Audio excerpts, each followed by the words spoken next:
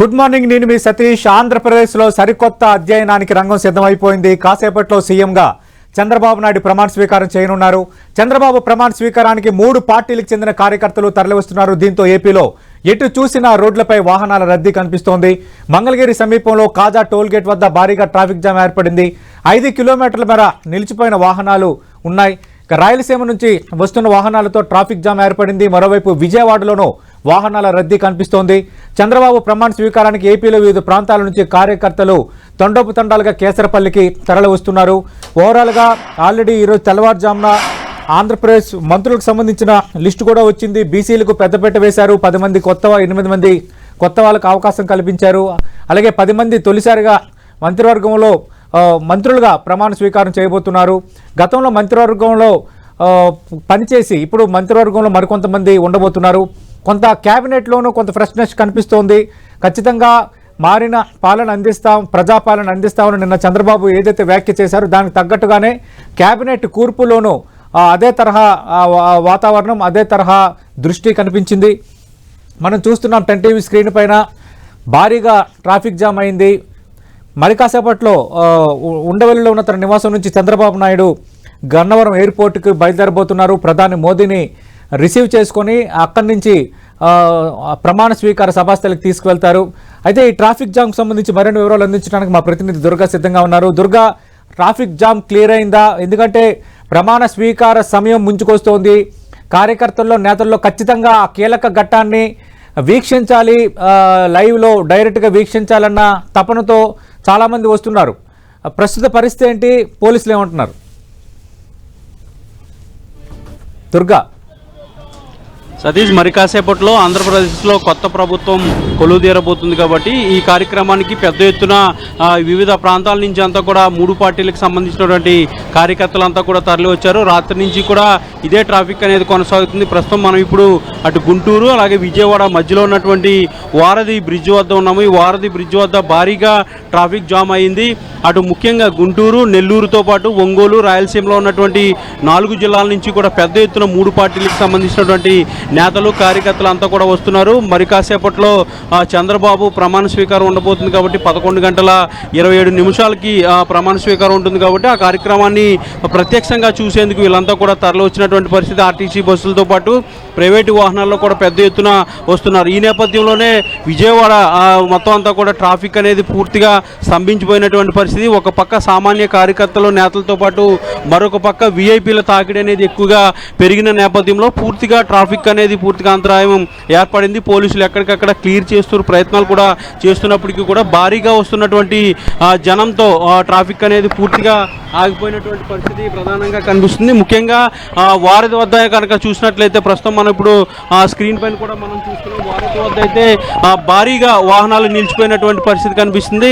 ఇప్పటికే పవన్ కళ్యాణ్ కూడా మంగళగిరి పార్టీ కార్యాలయం నుంచి ఎక్కడైతే ప్రమాణ స్వీకార కార్యక్రమానికి బయలుదేరి వెళ్ళారు. మరి కాసేపట్లో ఉండవల్లి నివాసం నుంచి చంద్రబాబు కూడా బయలుదేరి వెళ్ళబోతున్నారు. ఒక పక్క వీఐపీల తాకిడి అనేది ఉంది. ఇతర రాష్ట్రాల నుంచి ప్రముఖులంతా కూడా వస్తున్నారు. ప్రధాని మోడీ కూడా వస్తున్నటువంటి నేపథ్యం. అలాగే సినీ పరిశ్రమకు సంబంధించినటువంటి ప్రముఖులు ఇప్పటికే చిరంజీవి కానీ రజనీకాంత్ కానీ ఆల్రెడీ చేరుకున్నారు. మరి కాసేపట్లో మరికొంతమంది ప్రముఖులు కూడా రాబోతున్నారు. ఇతర రాష్ట్రాలకు సంబంధించినటువంటి ముఖ్యమంత్రులు కూడా ఈ ప్రమాణ స్వీకార కార్యక్రమానికి వస్తున్నటువంటి నేపథ్యంలో పూర్తిగా ట్రాఫిక్ అనేది పూర్తిగా స్తంభించిపోయిందని చెప్పాలి. ఎందుకంటే విజయవాడ వారధి నుంచి అంటే ఒకే ఒక మార్గం అటు మొత్తం 6 జిల్లాలకు సంబంధించి 6 ఉమ్మడి జిల్లాలకు సంబంధించినటువంటి కార్యకర్తలు కానీ లేదంటే బస్సులు, వాహనాలు వీటన్నిటికీ రావడానికి ఒకే ఒక దారి అనేది ఖచ్చితంగా ఈ వారధి నుంచే రావాల్సినటువంటి పరిస్థితి. ఈ వారధి నుంచే మిగిలినటువంటి జిల్లాల నుంచి అంతా కూడా ప్రమాణ స్వీకార కార్యక్రమానికి వెళ్ళాలి కాబట్టి ఇక్కడ పూర్తిగా బ్లాక్ అయిపోయినటువంటి పరిస్థితి కనిపిస్తుంది. తెల్లవారుజాము నుంచి కూడా పోలీసులు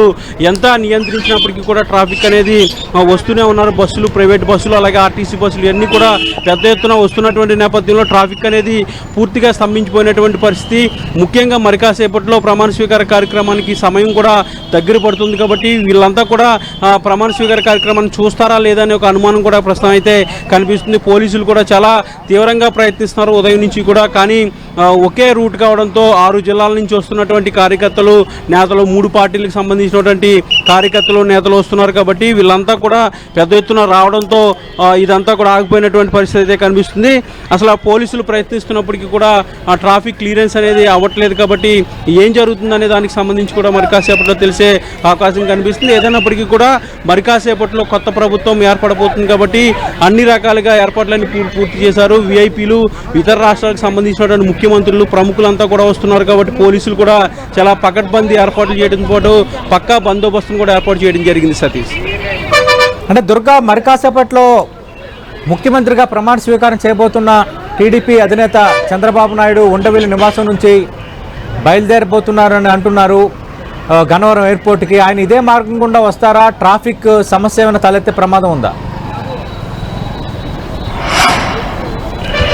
అయితే చంద్రబాబు కాన్వాయ్కి సంబంధించి ప్రత్యేకమైనటువంటి మార్గాన్ని కూడా ఏర్పాటు చేశారు. ఉండవల్లి నివాసంలో మరి కాసేపట్లో ఆయన బయలుదేరబోతున్నారు. అక్కడి నుంచి నేరుగా ఏదైతే ప్రకాశం బ్యారేజ్ నుంచి నేరుగా విజయవాడ నగరం నుంచి బందర్ రోడ్లోంచి బెన్ సర్కిల్ అలాగే రామరపాడు రింగ్ మీదుగా గన్నవరంకి ఆయన వెళ్ళబోతున్నారు. మొదట ప్రధాని మోడీని రిసీవ్ చేసుకున్న తర్వాత ప్రమాణ స్వీకార ప్రాంగణానికి ప్రధాని మోడీతో పాటు చంద్రబాబు కలిసి వెళ్ళబోతున్నారు. కొద్దిసేపటి క్రితమే ఇదే ట్రాఫిక్ నుంచి పవన్ కళ్యాణ్ కూడా వెళ్ళడం జరిగింది.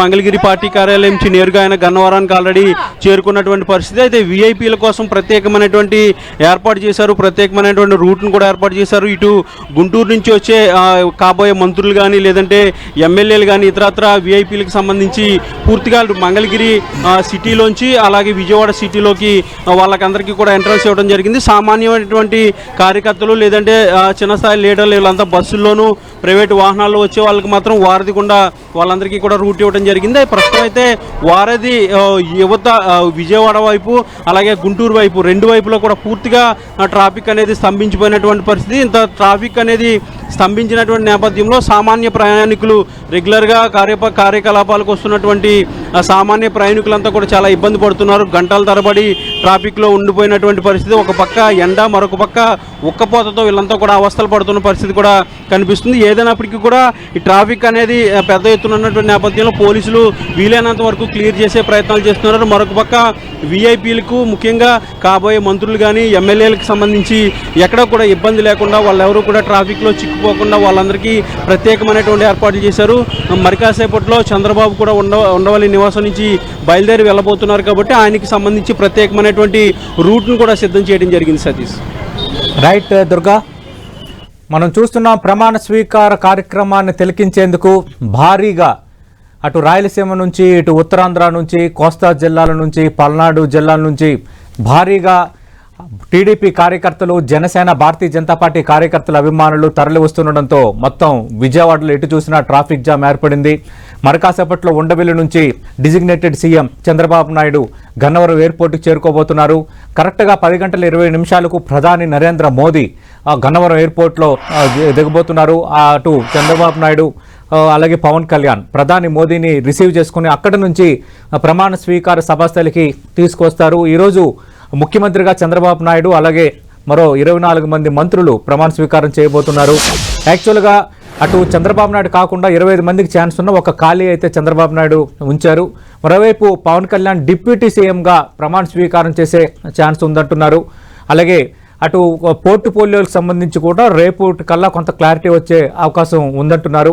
స్పెసిఫిక్గా తెలుగుదేశం పార్టీ ఇచ్చిన ప్రధాన హామీల్లో మెగా డిఎస్సి కానీ అలాగే పింఛను పెంపు ఇలాంటి కీలకమైన అంశాలు ఉన్నాయి కాబట్టి యాక్చువల్గా ముఖ్యమంత్రిగా ఈరోజు ప్రమాణ స్వీకారం చేసిన తర్వాత ఆ ఫైల్స్పై సంతకం చేస్తారని ప్రచారం జరిగిన టెంటీవీకి అందుతున్న ఎక్స్క్లూజివ్ రిపోర్ట్ ప్రకారం రేపు ఆయన ముఖ్యమంత్రిగా ఆఫీసులో బాధ్యతలు స్వీకరించిన తర్వాత చంద్రబాబు నాయుడు మెగా డిఎస్సి అలాగే పింఛన్ పెంపు ఫైల్స్పై సంతకం చేస్తారని అంటున్నారు. అసెంబ్లీ సమావేశాల ఏర్పాటు కూడా దాదాపు రంగం సిద్ధమవుతోంది. అసెంబ్లీ సమావేశాల్లో ఏపీ ల్యాండ్ టైటిలింగ్ యాక్ట్ రద్దుకు సంబంధించి ప్రభుత్వం నిర్ణయం తీసుకోబోతుందని అంటున్నారు. స్పెషల్ గెస్ట్గా విఐపి స్టేట్ గెస్ట్గా చిరంజీవికి నిన్న చంద్రబాబు నాయుడు ప్రత్యేక ఆహ్వానం పంపించారు. అలాగే దాదాపు భారీ సంఖ్యలో ఎమ్మెల్యేలు ఎన్నికవటం కూటమి నుంచి, అలాగే 3 పార్టీలకు సంబంధించిన ఎన్డీఏ కూటమి అధికారంలోకి రావడంతో 3 పార్టీలకు చెందిన నేతలు, అభిమానులు భారీ సంఖ్యలో చేరుకున్న దృశ్యాలు కూడా మనం టెన్ టీవీ స్క్రీన్ పైన చూడొచ్చు. ఉదయం 6-7 గంటల నుంచే సభాస్థలికి చాలామంది కార్యకర్తలు అభిమానులు చేరుకున్నారు. అలాగే మంత్రులకు సంబంధించి మంత్రులుగా ఎవరెవరు అయ్యారన్న దానికి సంబంధించి అర్ధరాత్రి తర్వాత వాళ్ళకి ఫోన్ కాల్స్ వెళ్ళాయి. వాళ్ళ కుటుంబ సభ్యులకు కూడా ప్రత్యేకంగా అటు ఏర్పాట్లు చేశారు. గవర్నర్ నజీబ్ మరి కాసేపట్లో సభాస్థలికి చేరుకోబోతున్నారు. ప్రధానిని రిసీవ్ చేసుకున్న తర్వాత కరెక్ట్గా 11:02 కార్యక్రమం మొదలవుతుంది. 11:27 ఆంధ్రప్రదేశ్ రాష్ట్ర ముఖ్యమంత్రిగా విభజిత ఆంధ్రప్రదేశ్కు రెండోసారి చంద్రబాబు నాయుడు ప్రమాణ స్వీకారం చేయబోతున్నారు. చంద్రబాబు నాయుడుతో పాటు 24 మంది మంత్రులుగా ప్రమాణ స్వీకారం చేయబోతున్నారు. కూటమిలో భాగంగా జనసేనకు 3 మంత్రి పదవులు దక్కాయి. అలాగే భారతీయ జనతా పార్టీకి 1 మంత్రి పదవి దక్కింది. ఏది చూసినా చంద్రబాబు తన మార్క్ చూపిస్తుంటారు, తన స్పెషలైజేషన్ ప్రదర్శిస్తుంటారు. ఈసారి కూడా మంత్రివర్గంకు సంబంధించి మంత్రివర్గ కూర్పుకు సంబంధించి 7 ఎమ్మెల్యేలు అనేది ఒక ప్రాతిపదిక తీసుకున్నారు. అంటే 7 ఎమ్మెల్యేలకి 1 మంత్రి పదవి అనే ఒక క్రైటీరియా తీసుకున్నారు. ఈ నేపథ్యంలోనే 21 ఎమ్మెల్యే సీట్లు గెలుచుకున్న జనసేనకు 3 మంత్రి పదవులు దక్కాయి. అలాగే 8 అసెంబ్లీ స్థానాలు గెలుచుకున్న భారతీయ జనతా పార్టీకి 1 స్థానం దక్కింది. అలాగే అదే ప్రపోర్షనేట్గా తెలుగుదేశం పార్టీ కూడా మంత్రివర్గంలో అవకాశం కల్పించారు. దీనికి సంబంధించిన చూస్తున్నాం చాలామంది నేతలు కార్యకర్తలు ప్రమాణ స్వీకార సభాస్థలి లోపలికి వస్తున్న దృశ్యాలను మనం 10 టీవీ స్క్రీన్ పైన చూస్తున్నాం.